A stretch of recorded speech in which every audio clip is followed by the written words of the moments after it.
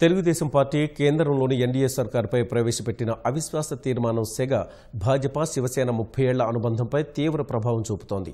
తొలుత ప్రభుత్వానికి మద్దతు ఇస్తామని చెప్పి ఆ తర్వాత ఓటింగుకు శివసేన దూరంగా ఉండడంపై గుర్రుగా ఉన్న భాజపా 2019 సార్వత్రికంలో మహారాష్ట్రలో ఒంటరి పోరుకు సిద్ధమైంది.